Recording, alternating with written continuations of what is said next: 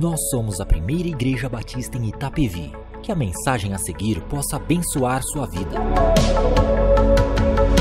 Gente, como vocês estão vendo, o tema hoje do nosso assunto, do nosso diálogo, dessa mensagem é santidade. Deus é santo. Mas antes de entrarmos nessa mensagem, eu gostaria de orar mais uma vez. E quero convidar você a fechar teus olhos novamente. Eterno Deus, eu quero, nesse momento, me colocar nas tuas mãos, junto com a tua igreja. Deus, porque eu sei que estamos olhando e tratando de um assunto muito importante, falar da tua santidade, falar da tua pessoa.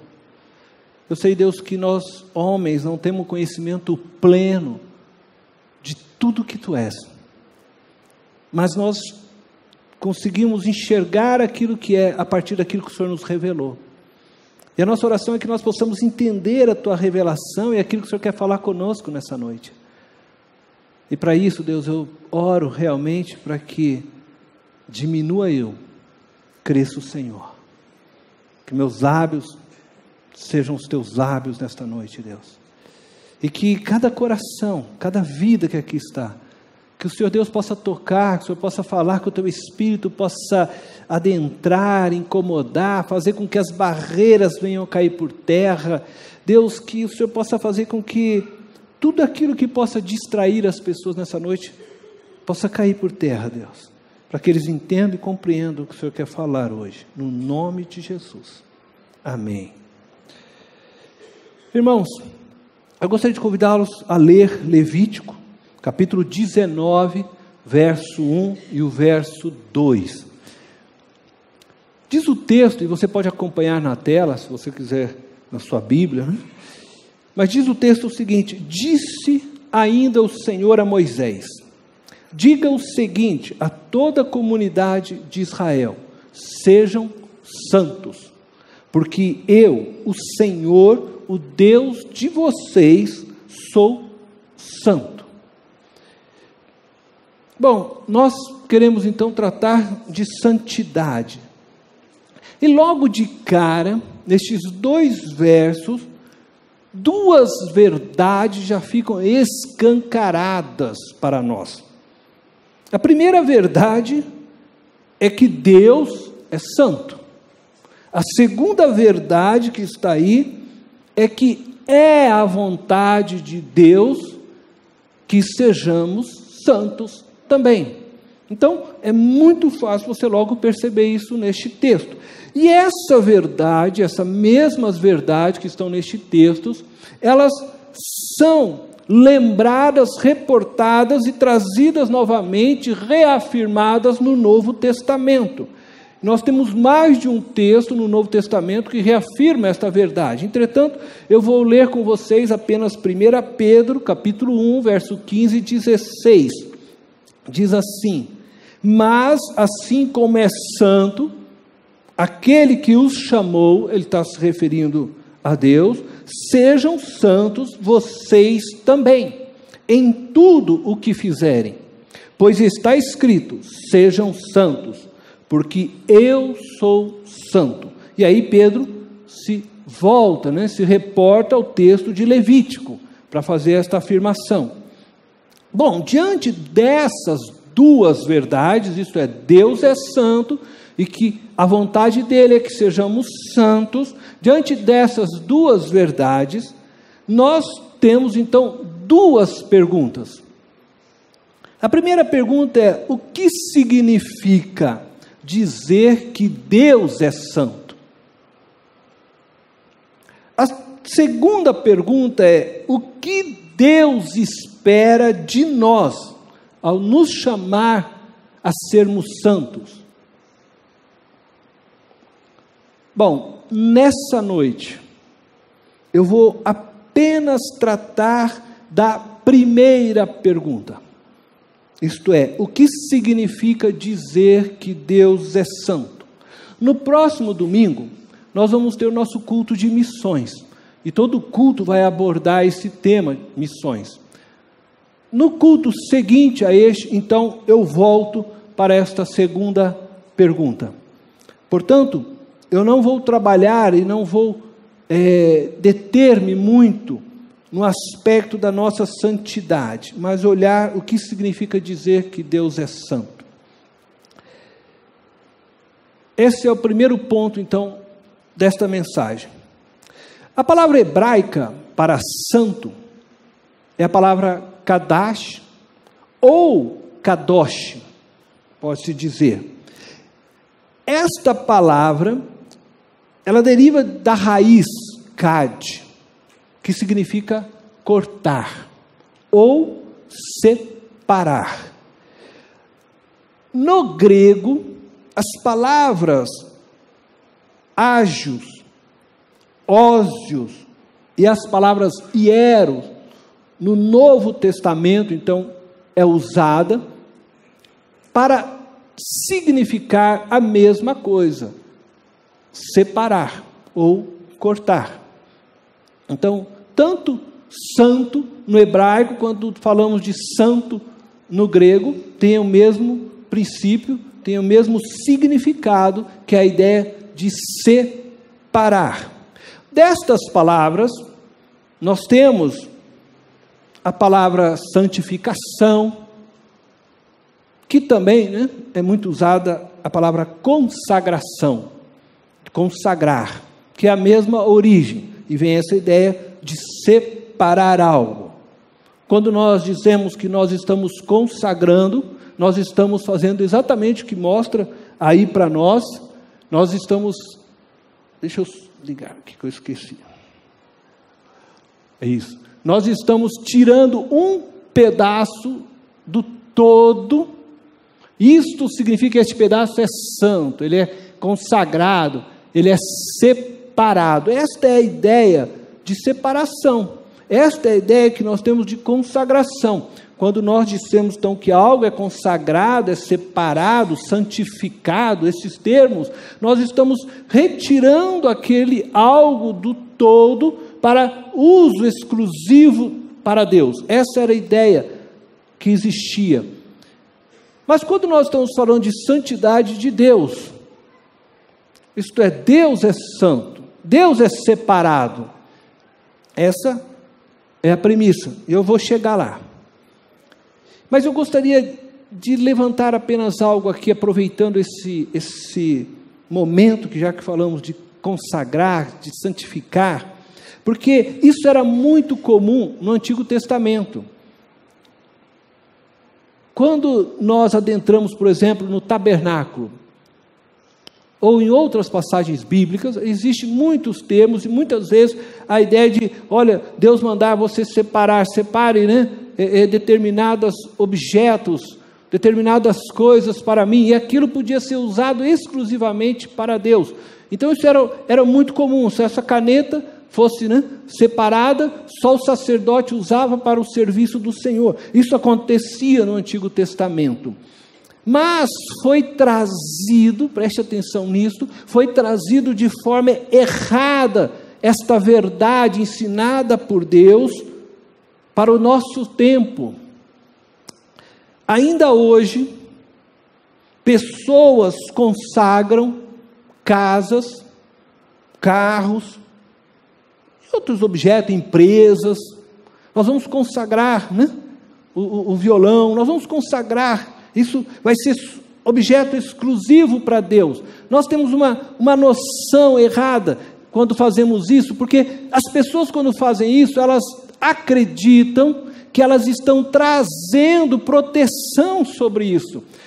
Por isso que as pessoas, por exemplo, passam com seus carros no dia, lá não sei de quem, porque, desculpa, eu não sei mesmo quem é, para ir lá consagrar lá, para o santo, aquela coisa, porque ele pensa que a partir dali eu consagrei para o divino, agora esse carro ninguém mais vai roubar, esse carro não vai mais ser batido. As pessoas trazem uma concepção errada desta ideia de consagração, de santificação, e nós também evangélicos temos, né, algumas coisas assim, a gente traz essas concepções erradas, e alguns tiram aproveito disso. Você já deve ter usado e visto, por exemplo, né, algumas pessoas orarem por um copo d'água e dizer: nós estamos consagrando esta água para o Senhor, e agora que se você beber desta água consagrada ao Senhor, a sua vida toda vai ser curada. Por quê? São coisas distorcidas daquilo que Deus queria ensinar com consagração e que hoje chega a nós de formas distorcidas. Eu vou beber esta água aqui, tá, gente? Está consagrada? Foi consagrada para mim, né? Mas as pessoas fazem distorções disto. Isso foi trazido de maneira errada. E eu quero que você entenda bem: a bênção de Deus, ou a proteção de Deus, ela alcança aqueles que o obedecem.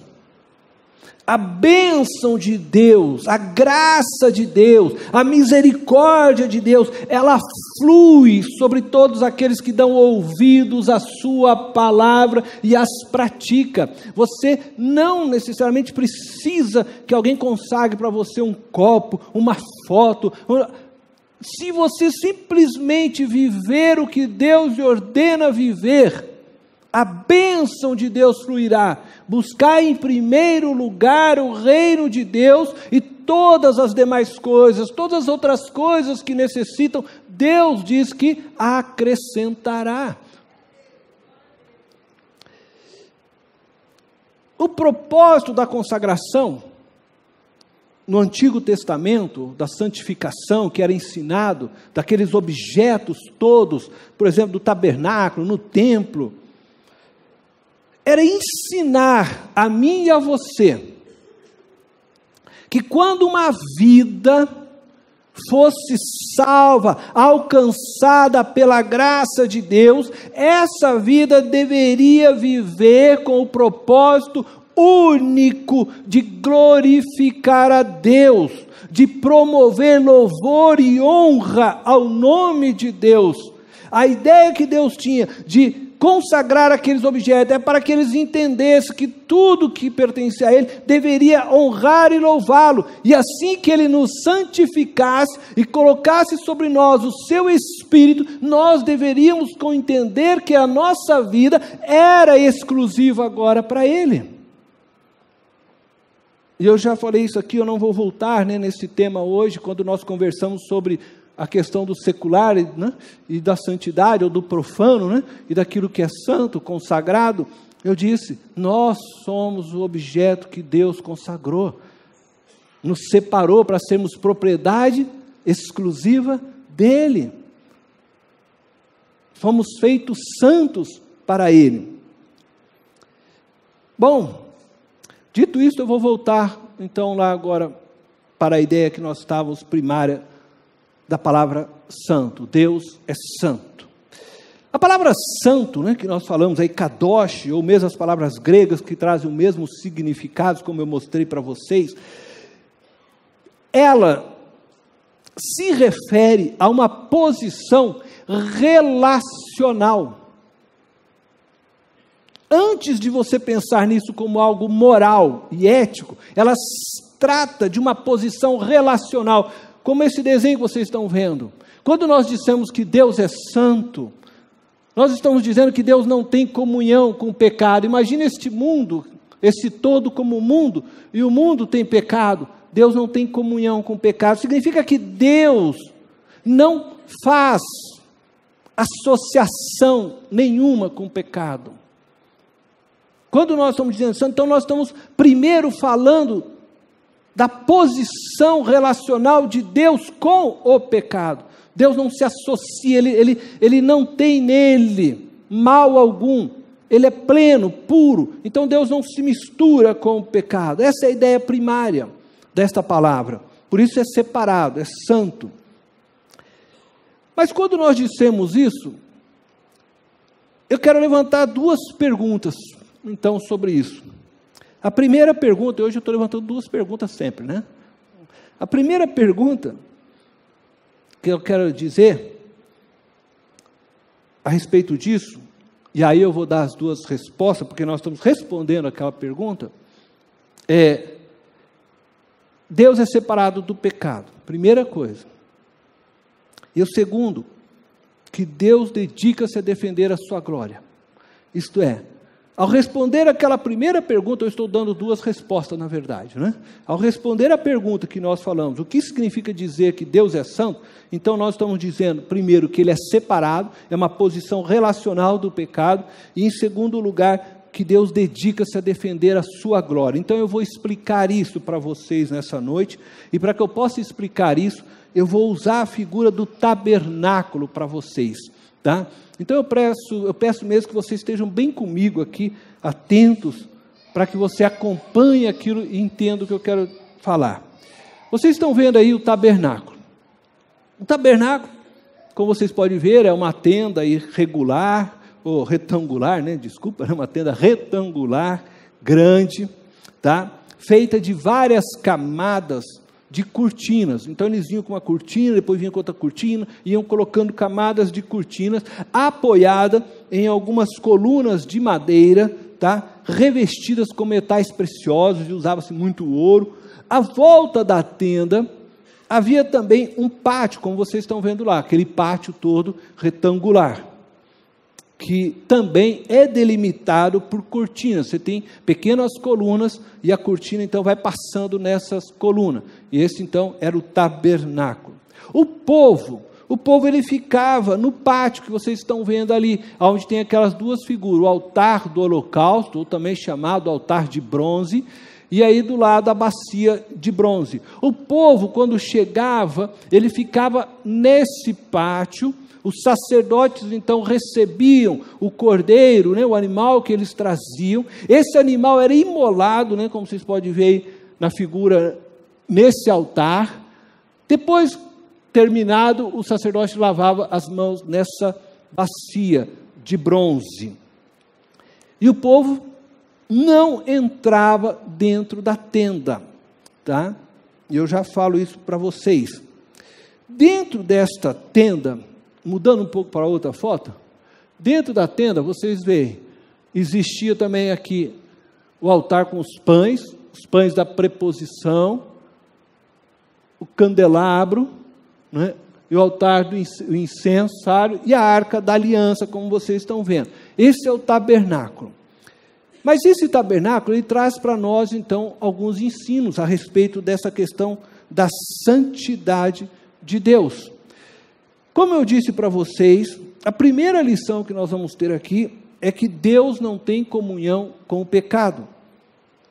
Por meio do tabernáculo, Deus estava ensinando que Ele é e sempre será santo. Quando dizemos que Deus é santo, estamos dizendo que Ele é puro, não há em Deus mal algum. Estamos dizendo que Ele é perfeito, Deus é reto em todas as coisas, não há em Deus erro, não há em Deus distorção. Por causa do pecado, ninguém podia entrar no santo lugar. Eu vou pedir a gentileza só de voltar a imagem de novo, por favor. Olha, aqui nós temos uma cortina que nós chamamos de véu. Essa cortina, ela fechava tudo aqui, né? Aqui no desenho está aberta para que a gente possa enxergar dentro. Este espaço é chamado de lugar santo.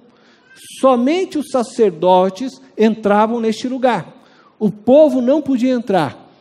Neste espaço que era fechado, que estava a Arca da Aliança, o maior símbolo da presença de Deus, ninguém adentrava, somente o sumo sacerdote, e ele podia entrar nisso uma vez por ano, depois dele passar por uma série de rituais de purificação.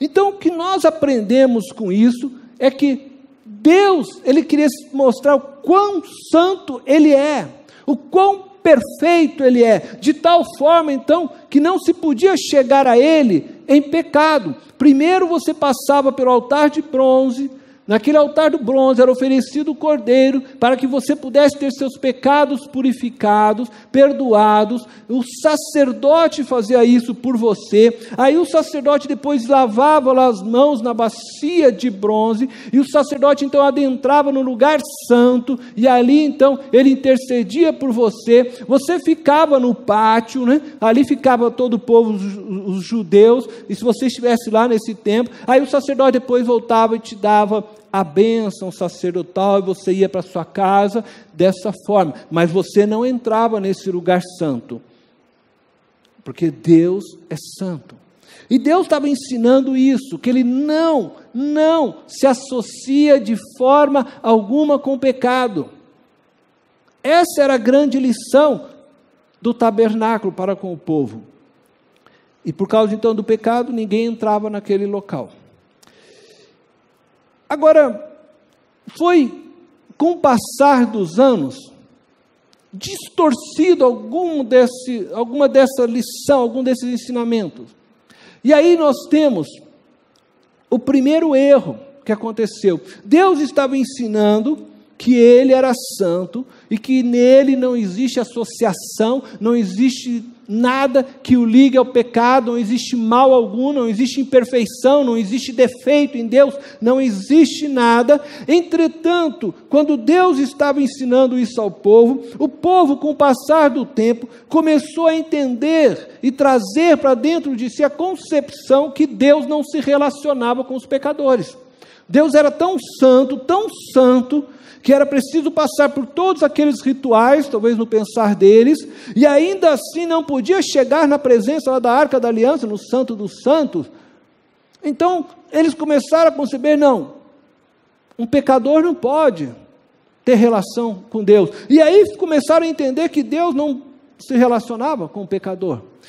E os judeus, com essa distorção, foi criando uma religião onde monopolizaram a graça de Deus. Se você quiser alcançar a graça de Deus, você precisava então, claro, passar por todos os rituais que eles exigiam na lei. Aí você então se tornava aos olhos deles um judeu, e aí você ia para este altar, enfim, fazer todo esse processo, para que Deus pudesse te ouvir, para que Deus pudesse te receber. Mas no olhar deles, então, todo gentil era um pecador que não tinha salvação, então eles começaram a achar que Deus veio só para eles. Deus veio para nós. Nós somos os eleitos de Deus, nós somos o povo de Deus, a lei foi dada a nós, e eles começaram a olhar, vamos dizer assim, os outros povos de cima para baixo. Eles foram criando esse tipo de coisa.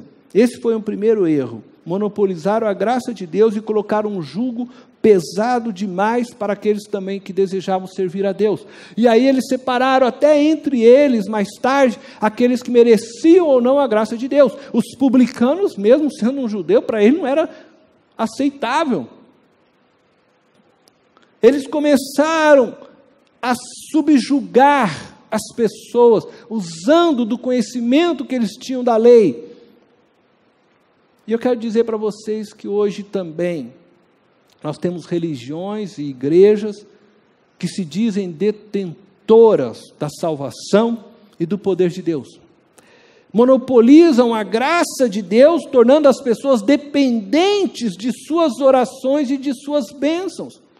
Trancaram Deus dentro de seus dogmas, de forma que Deus se tornou inacessível ao povo.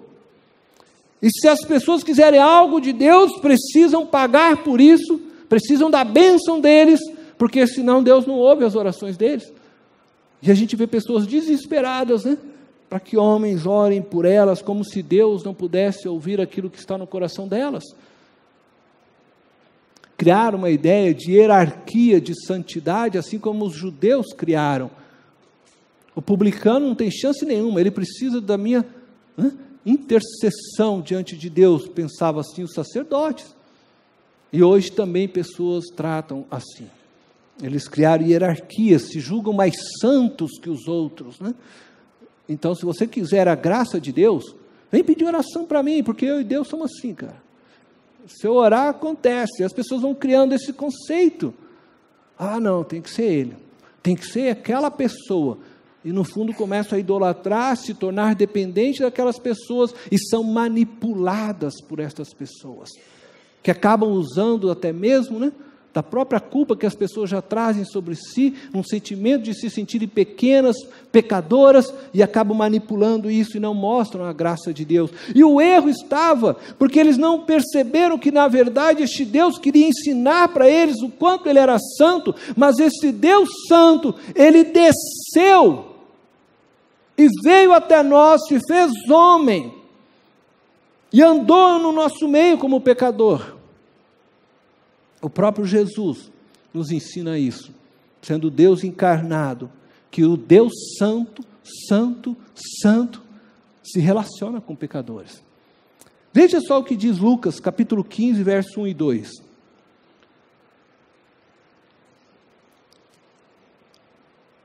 Todos os publicanos e pecadores estavam se reunindo para ouvi-lo, para ouvir Jesus. Mas os fariseus, os mestres da lei, estes homens religiosos, que passaram a manipular a graça de Deus, que falaram, não, Deus é muito santo para aquelas pessoas, Deus jamais vai se aproximar daquelas pessoas. Diz o texto que criticavam Jesus, e olha que este homem recebe pecadores e come com eles, quer dizer, como que ele, né, pode receber pecadores? O Deus Santíssimo tem prazer em te abraçar, o Deus Santíssimo quer se relacionar com você. Deus não se associa com o pecado, é diferente de Deus desejar se relacionar com pecadores. São duas coisas diferentes e que nós precisamos entender e compreender. Porque Deus sempre veio atrás do ser humano. E o próprio tabernáculo, quando Deus mandou construir o tabernáculo, Ele diz, faça o tabernáculo, e as tribos ficavam ao redor, como quem diz, eu estou no meio de vocês, eu estou junto com vocês. Agora, o fato de Deus se relacionar com os pecadores não significa que Deus pecou, não significa que Deus peque, e não significa que Deus se associa com o pecado. Deus se relaciona com você, e quando você crê em Cristo Jesus, você recebe o Espírito Santo de Deus, Deus vem habitar em você, mas quando você está, e você é pecador, e você faz, não é? Comete pecados. Entretanto, Deus não se associa com o seu pecado. Porque se fosse de tal forma como pensavam, o Espírito Santo nem deveria habitar em nós, para começar, né? Porque nós já somos mesmo pecador, e Deus não ia chegar perto de nós. Ou quando nós fôssemos pecar, o Espírito Santo saía correndo, largava a gente, falou, opa, não, isso eu não vou me associar com isso, né? Não, ele se entristece, não é isso que a Bíblia fala? Ele se entristece dentro de nós, né? Mas ele não se mistura, na verdade, com o pecado, e nós precisamos entender isso.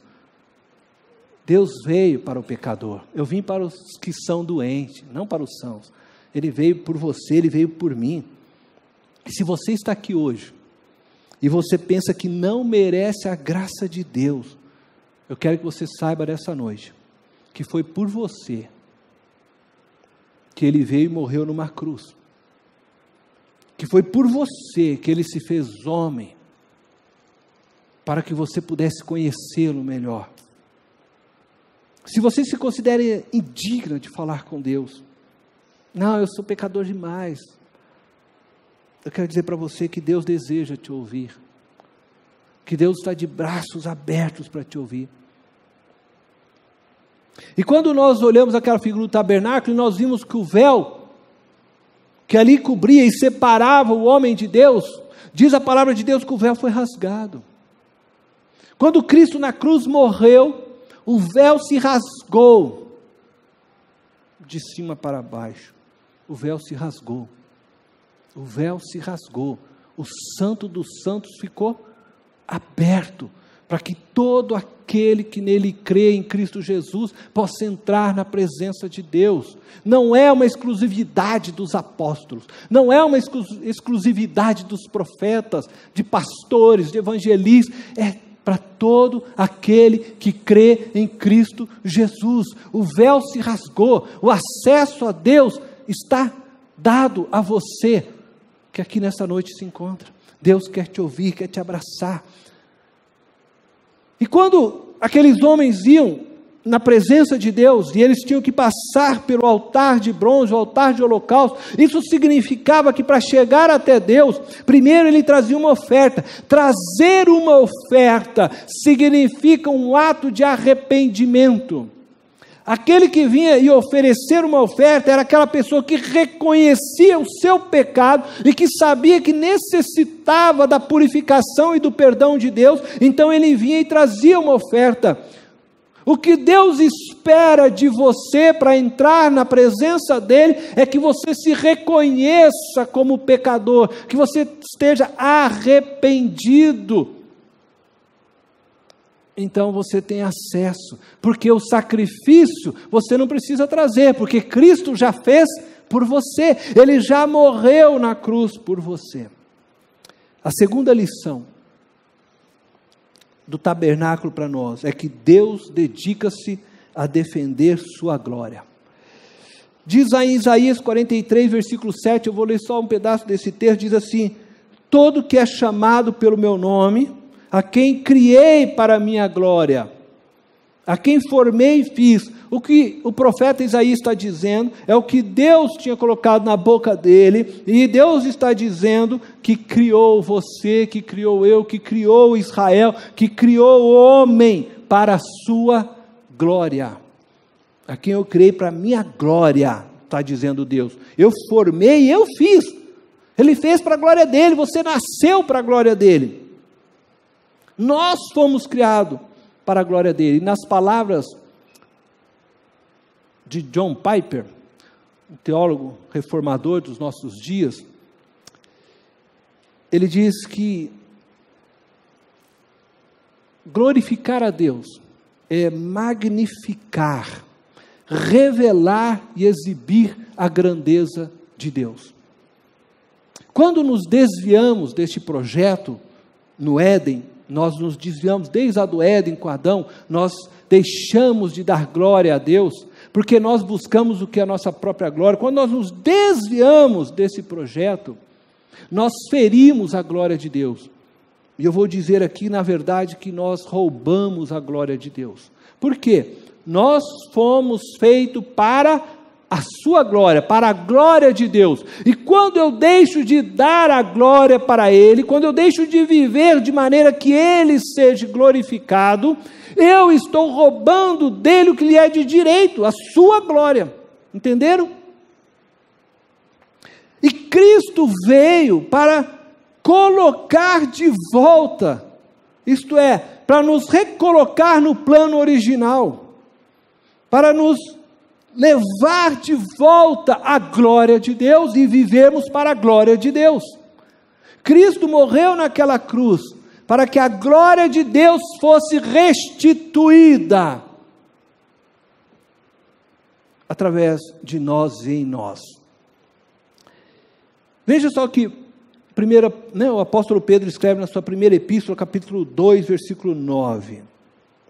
Vocês, porém, são geração eleita, sacerdócio real, nação santa, povo exclusivo de Deus, para anunciar as grandezas daquele que os chamou das trevas para a sua maravilhosa luz. Para anunciar a grandeza de Deus. Nós não vivemos para a nossa grandeza, nós não vivemos para anunciar a nosso nome, a nossa grandeza, nós vivemos para anunciar a grandeza de Deus. O véu, eu volto aqui a lembrar, representava a separação entre Deus e os homens, a separação do santo e do pecado. Ninguém podia entrar na presença de Deus, exceto o sumo sacerdote, e uma única vez no ano. Mas Jesus, nosso sumo sacerdote, entrou na presença de Deus e ofereceu na cruz a si mesmo como sacrifício perfeito e definitivo.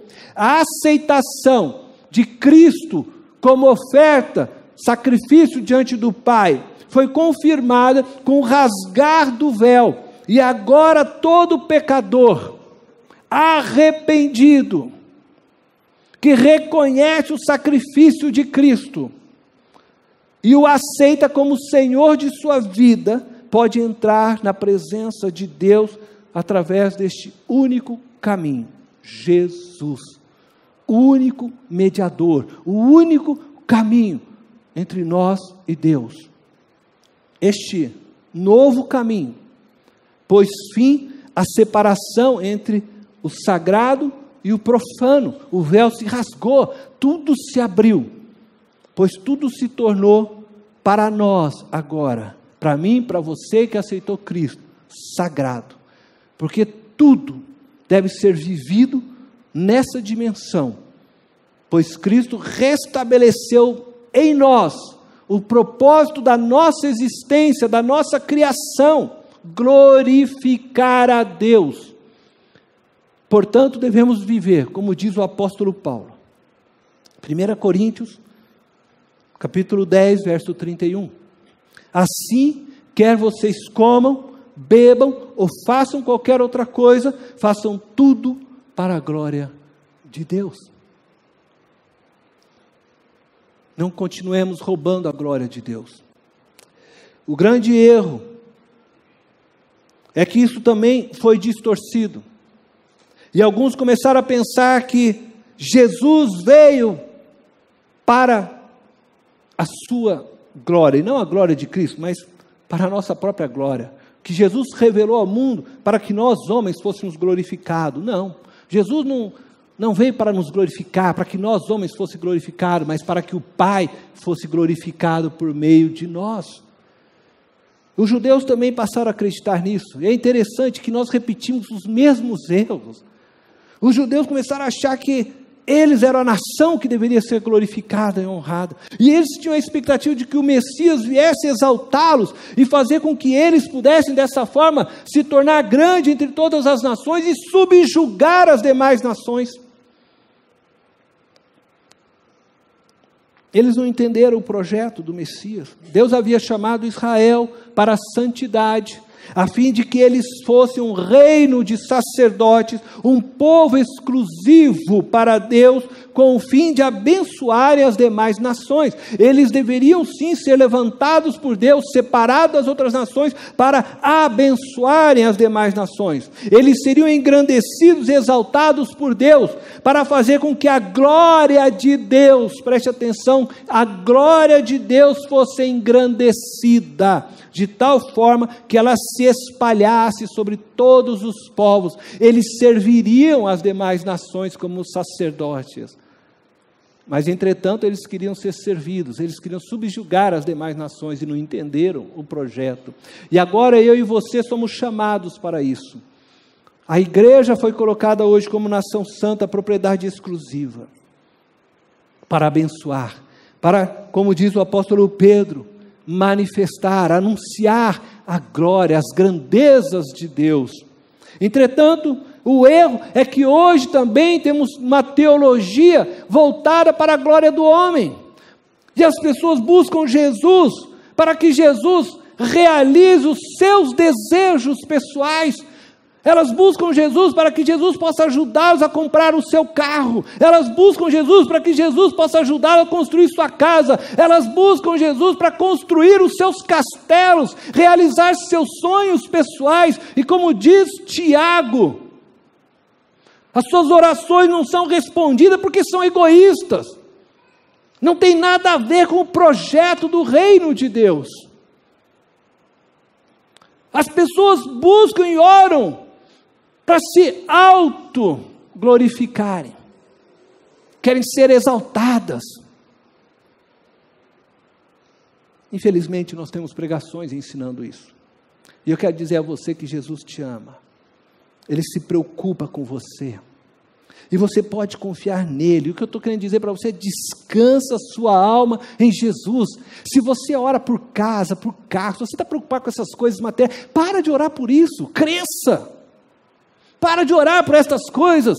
É engraçado que a gente vem para uma reunião de oração e você sai com o coração doendo, eu vou embora e fico... As pessoas só querem isso. Ora pela salvação de vidas.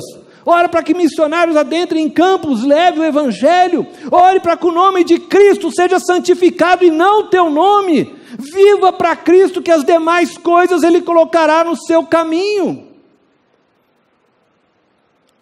Se você tem enfermidade, amém, Deus pode te curar.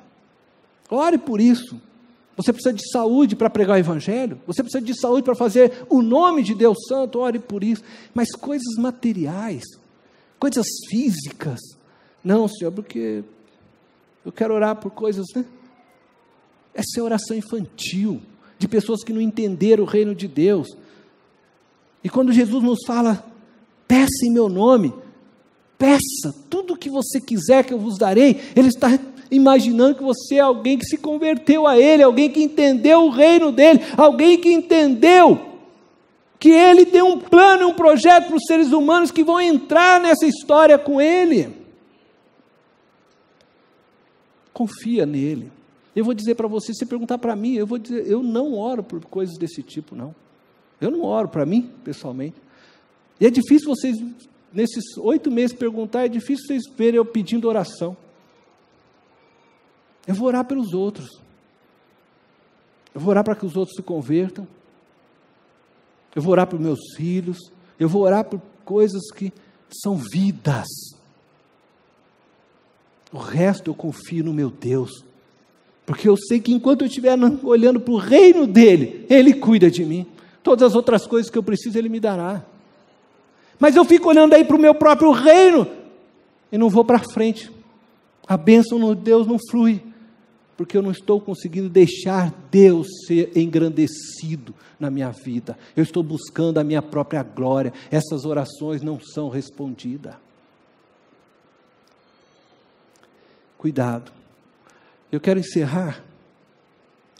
E diante do que nós falamos da santidade de Deus, a primeira coisa que eu queria dizer para você, assim como Deus veio tabernacular, assim como Deus veio habitar conosco, homens, e Ele andou em nosso meio, santo como Ele é, Ele andou em nosso meio, sendo nós pecadores. A minha pergunta a você nessa noite é essa: você tem se relacionado com pessoas, e eu estou pondo entre aspas, pecadores, porque nós também somos, com o fim de transformá-las em povo de Deus? Deus veio e habitou em nosso meio, tabernaculou conosco, andou em nosso meio, Deus santo, para que eu e você pudéssemos nos tornar filhos, habitar com Ele, e o desejo dEle é que você se relacione com as pessoas que estão ao seu redor, as pessoas do seu trabalho, as pessoas da sua casa, as pessoas que fazem parte do seu círculo relacional, e levem elas para a cruz.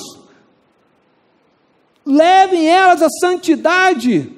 Então você precisa se relacionar com essas pessoas. Ah não, eu me converti, agora eu não vou mais almoçar na casa do João, porque o João ele é espírita, eu não vou mais lá. Até antes você ia, né? Agora não vou mais, porque o João ele é um pecador. Ah, eu não sei o que, eu não vou. Para com isso. Agora que você é luz, vai, mostra a luz de Cristo que há em você, ame, abrace essas pessoas. Essa é a pergunta, você tem se relacionado, mas com a intenção de mostrar Cristo. Seja intencional nas suas relações, mostre Cristo. Você sabe que se pessoas não tivessem vindo até mim, quando eu ainda estava no pecado, eu jamais teria conhecido Jesus. A segunda coisa que eu quero perguntar a você, nós aprendemos que Jesus veio para restaurar a glória do Pai em nós. Nós somos chamados para isso. A minha pergunta é: você tem vivido de forma que a grandeza da glória de Deus se espalhe através de você? Ou você tem vivido na busca de sua própria glória? E quando nós falamos de espalhar a glória de Deus, nós estamos falando de santidade. Se eu tenho vivido como Deus santo, porque quando eu tomo procedimentos, atitudes com a minha palavra, eu não falo palavras de maldição, eu não falo palavrões, eu tomo atitudes na minha postura, eu trato todo mundo com gentileza, bondade, benignidade. Eu tomo atitudes que façam com que a grandeza da glória de Deus seja vista. As pessoas olham para mim e veem Cristo em mim. Manifesto, é isso que eu estou te perguntando, manifesto a glória de Deus. Eu sou santo nesse sentido. Eu sou separado realmente para o uso exclusivo de Deus. E nós vamos falar disso, como eu disse, daqui a 2 domingos, melhor sobre isso. Mas eu já pergunto a você hoje, como é que você tem vivido a sua santidade? O que as pessoas estão vendo na sua vida, no seu proceder, no seu falar, nas suas ações? Como é que você é santo no seu trabalho? Ah, eu sou santo na igreja, mas chego lá no meu trabalho, né? Eu falo coisas que não devo. Chego no meu trabalho, eu roubo do patrão. Sabe como é que você rouba do patrão? Eu não estou falando nem de roubar lá dinheiro, né, que também pode acontecer, né? Pôr a mão no caixa, né? Mas você rouba do seu patrão, porque às vezes seu patrão paga para você trabalhar determinadas horas por dia, e aí em vez de você trabalhar essas horas com fidelidade, com excelência, você fica fazendo outras coisas nessas horas. Você vai cuidar dos teus afazeres, na hora que o patrão está pagando para você trabalhar para ele, aí você vai cuidar dos teus afazeres, ou quem sabe você vai ficar lá mandando fotinha no Facebook para as amigas ver, na hora do trabalho, no Zap, né? Hoje em dia as pessoas não conseguem mais ficar sem Zap, né? Você vai conversando com as pessoas, né? Assim, elas estão ali no Zap, né?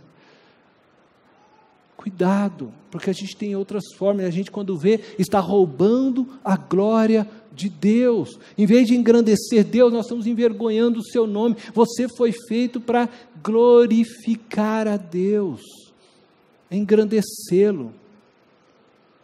Não roube a glória de Deus. Feche os teus olhos. Eu vou dar 1 minuto para você falar com Deus nesse momento, para você refletir sobre isto. Você tem se relacionado com pessoas pecadoras com a intenção de levá-las a Cristo? Você tem vivido e feito escolhas que engrandeçam o nome de Deus?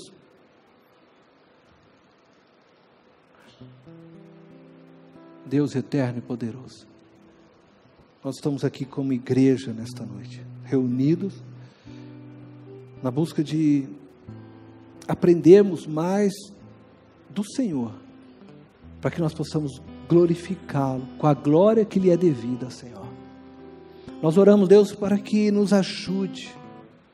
Se há em mim, se há em nós alguma coisa que te entristeça, se há em nós algo, Senhor, que é torto, eu peço que o Senhor venha endireitar nesta noite, Deus, porque nós queremos ser santo como o Senhor é santo. Nós queremos ser santo mesmo, Senhor, diante este mundo corrupto, pecaminoso, porque o Senhor veio, andou neste mundo, habitou entre nós, em meio ao pecado, mas não pecou, e nós queremos andar conforme o Senhor andou, levar a tua santidade, engrandecer o teu nome, e nós oramos para que o Senhor nos capacite para isso, nos ajude, ó Deus eterno, nos perdoe naquilo que falhamos, e nos ajude a caminhar sobre os teus princípios e valores, a termos uma vida que te engrandeça. Não nos deixa, Senhor, roubar a tua glória. Nós somos criados para a tua glória. Não nos deixe nos apegarmos a este mundo, como diz o apóstolo João na sua primeira epístola. Porque aqueles que amam o mundo, diz a tua palavra, se tornam inimigo do Senhor. E nós não queremos nos apegar a este mundo, mas que nós possamos viver neste mundo para o teu louvor, para a tua honra. Que a nossa vida neste mundo, ela possa proceder e ela possa ser para que vidas e mais vidas e mais vidas através de nós te conheçam, Jesus. Ajuda-nos, ó Deus. Nós queremos ser uma igreja santa. Nós queremos atender aquilo que nos diz: sede santos, porque eu sou santo.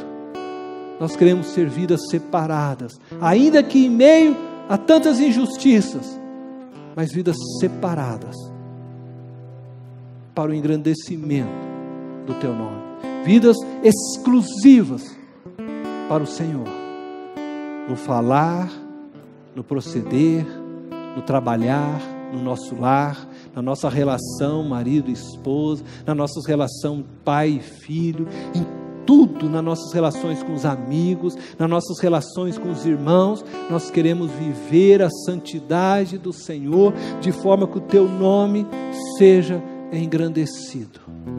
Essa é a nossa oração, Deus, em nome de Jesus, amém. Esta foi mais uma mensagem especial da Primeira Igreja Batista em Itapevi. Que Deus te abençoe.